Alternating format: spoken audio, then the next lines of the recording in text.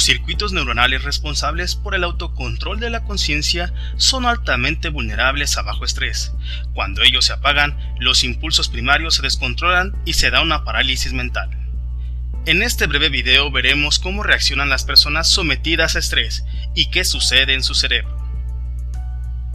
El examen de ingreso a la escuela de medicina dura 5 horas con cientos de preguntas que hasta el mejor preparado a menudo deja el examen desconcertado y ansioso. Para futuros médicos, la despiadada presión les hace que sus habilidades de razonamiento se hagan lentas, incluso que se apaguen. Esta experiencia es conocida como asfixia, congelamiento cerebral, nerviosismo, supresión, JIPS y otros términos.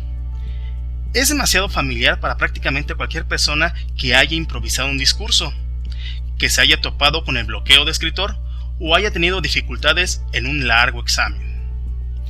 Durante décadas, los científicos pensaron que entendían lo que sucedía en exámenes o en un tiroteo en frente de batalla. En los últimos años, una línea de investigación diferente ha puesto a la fisiología del estrés en una perspectiva completamente nueva. La respuesta al estrés no solo es una reacción primaria que afecta partes del cerebro que son comunes en distintos seres vivos, como la salamandra hasta el ser humano. De hecho, el estrés puede paralizar nuestras facultades mentales más avanzadas.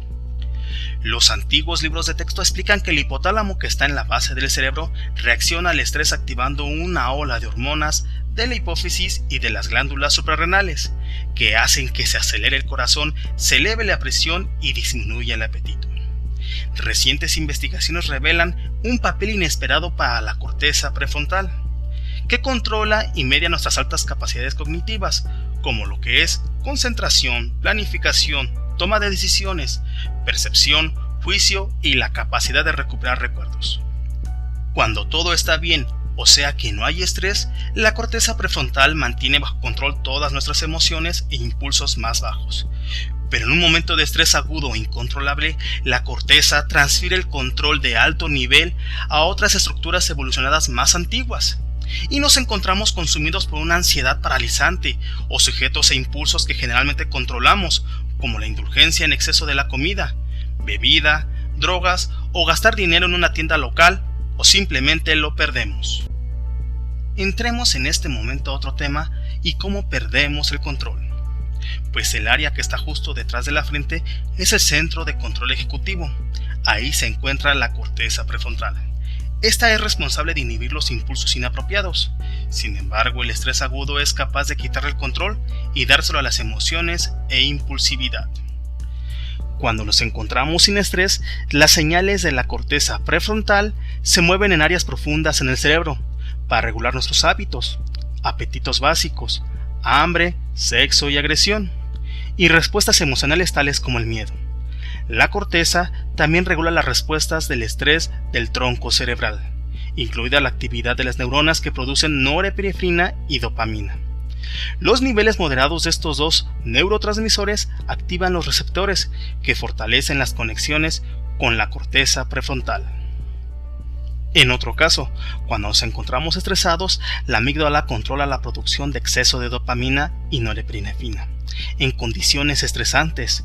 Esto a su vez apaga el funcionamiento de la corteza prefrontal, pero fortalece la actividad en el cuerpo estriado y la amígdala.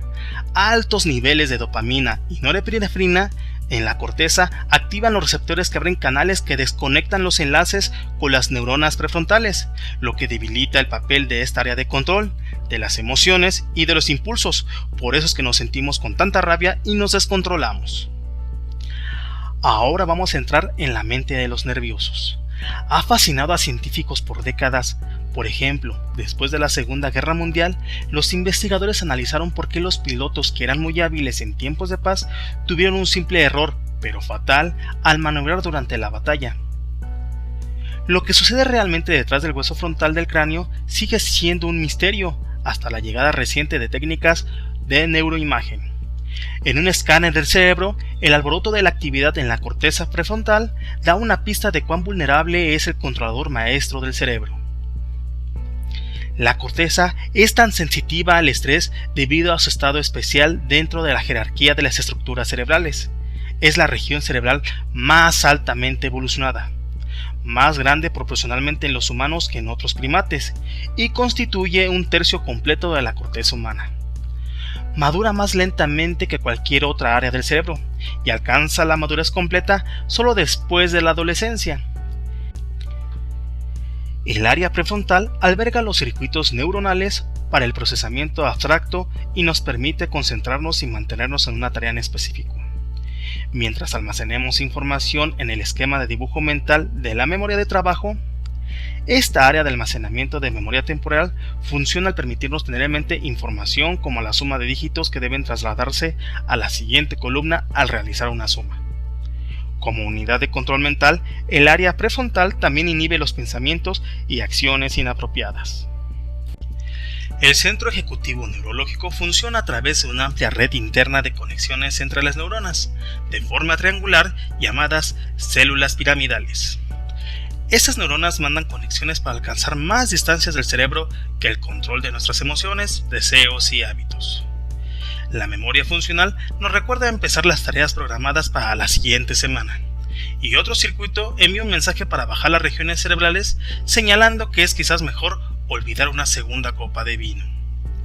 Mientras tanto, la amígdala, que es una estructura profunda en el cerebro, esta controla las reacciones del miedo. Ella produce seguridad mirando al gigantón enorme que se acerca por la acera para que no te golpee en la cara. Manteniendo esa red encendida, y cuando el estrés golpea, aún pequeños cambios en los neuroquímicos pueden instantáneamente debilitar las conexiones en la red. En respuesta al estrés, cuando el cerebro arroja con agitación químicos tales como norepinefrina y dopamina, las cuales son liberadas por neuronas en el tallo cerebral que envían proyecciones a lo largo del cerebro. Elevados niveles de estos químicos desconectan la neurona en función, en parte por el debilitamiento de estos puntos conectados o sinapsis entre las neuronas temporales. La actividad en la red disminuye, como lo hace la habilidad para regular el comportamiento. Estos efectos solo empeoran cuando las glándulas suprarrenales, cerca de los riñones, bajo el mando del hipotálamo, rocían la hormona del estrés cortisol dentro del torrente sanguíneo. Este llega al cerebro y en circunstancias el autocontrol depende de un acto de equilibrio delicado. Nuestra investigación clarifica cómo la corteza prefrontal puede fácilmente ser apagada empezando alrededor de los 20 años. Estudios en animales realizados por nosotras, Arnsten, junto a su difunta Patricia Goldman-Reicke de la Universidad de Yale, fueron de las primeras en ilustrar cómo los neuroquímicos que cambian durante el estrés pueden apagar rápidamente la función prefrontal. El trabajo mostró que las neuronas en la corteza se desconectan y se apagan después de comenzar la inundación de neurotransmisores u hormonas del estrés. En contraste, áreas profundas dentro del cerebro toman un papel fuerte en nuestro comportamiento. La dopamina llega a una serie de estructuras cerebrales profundas, colectivamente llamadas los ganglios basales, que regulan las ansias y la emoción habitual y las respuestas motoras. Los ganglios basales dominan no solo cuando nosotros montamos una bicicleta sin caer, sino también cuando nosotros satisfacemos hábitos adictivos, tales como esos que pasamos por alto, por ejemplo, este helado prohibido. Esos estudios han comenzado por mostrar que algunas personas parecen más vulnerables a otras a causa de su genética o a causa de una historia previa de exposición al estrés. En este camino nosotros podemos regresar a nuestro estado normal cuando el estrés se reduce. Ciertas formas de un gen pueden debilitar las enzimas dopamina y norepinefrina, haciendo a las personas más vulnerables al estrés y en algunos casos a la enfermedad mental. De manera similar, factores del medio ambiente pueden incrementar la vulnerabilidad. Por ejemplo, el envenenamiento por plomo puede imitar aspectos y la respuesta del estrés y la cognición mermada. Esta cadena de eventos moleculares nos hace más vulnerables para el estrés subsecuente y más dispuestos para la depresión, adicción y desórdenes de ansiedad, incluyendo el estrés postraumático. El género parece ser un factor en determinar cómo reaccionamos al estrés. En las mujeres, la hormona estrógeno puede aumentar la sensibilidad al estrés. Algunos investigadores están estudiando cómo otros neuroquímicos afectan la corteza prefrontal. Trevor W. Robbins y Angela Roberts de la Universidad de Cambridge encabezan un grupo que busca si la serotonina, la cual juega un rol en la depresión, puede modular el estrés y la ansiedad a través de acciones en la corteza prefrontal. Una cuestión que aún mantiene perplejos a los investigadores es por qué el cerebro ha integrado mecanismos que han debilitado sus más altas funciones cognitivas. Aún no lo sabemos con certeza, pero el desencadenamiento de estas reacciones primarias quizá puede haber salvado muchas vidas humanas. Por ejemplo, un animal salvaje estuvo acechando en los arbustos. Si nosotros vemos a un tigre en el bosque, es más útil frenarse, así el animal no podrá vernos. Estos mecanismos pueden servir a una función similar cuando enfrentamos el peligro en el mundo real. Nuevos tratamientos pueden emerger lentamente desde el laboratorio. El fármaco Prazacin, una terapia genérica para la presión sanguínea, esta bloquea algunas de las acciones nocivas de la norepinefrina.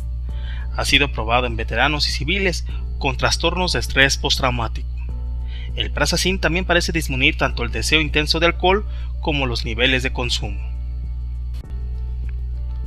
Un muy reciente estudio por Sherry McKee de la Universidad de Yale y sus colegas han encontrado que otro medicamento genérico para la presión de la sangre, llamado Guanfacin, puede inhibir algunas reacciones del estrés y fortalecer las redes corticales prefrontales, ayudando a las personas a resistir a la exposición del estrés.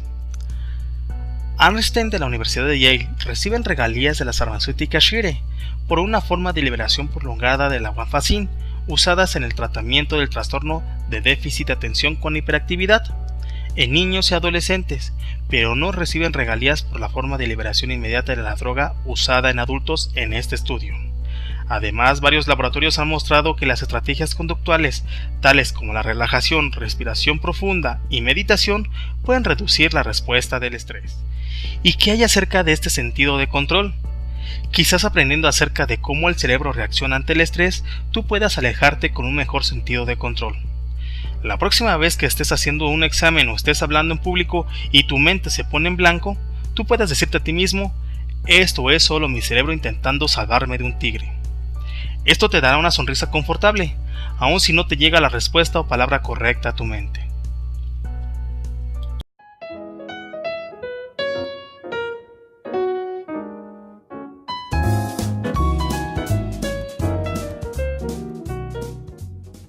Estas son las conclusiones del curso Comprensión de Lectura de Inglés. Con respecto al texto, podemos decir que nos pareció muy interesante conocer científicamente cómo es que el cerebro reacciona ante el estrés. Eso nos parece muy útil debido a que nosotros, como estudiantes, en algunas ocasiones estamos sometidos a ello. Y al saber cómo es que el cerebro reacciona ante el estrés, podremos en algunas ocasiones controlarnos adecuadamente. Pero no solo eso, también nos resultó muy interesante ya que aprendimos y como cualquier ser humano tenemos ese deseo por conocer y saber más cosas relacionadas con el mundo que nos rodea. Con respecto al trabajo final, podemos decir que aunque el trabajo fue un poco pesado, lo logramos sacar adelante satisfactoriamente. Para ser sinceros, tuvimos un poco de problemas en el momento de la traducción del texto, debido a que, como es un texto científico y utiliza términos propios del ámbito científico, se nos complicó un poco al momento de traducirlo, pero a partir de un análisis detallado del texto y una traducción de algunas palabras, pudimos acercarnos de forma un poco fiel al texto. Además de que este trabajo final también nos permitió poner en práctica algunas de las estrategias y habilidades y actitudes que aprendimos durante el curso al momento de diseñarlo. Gracias.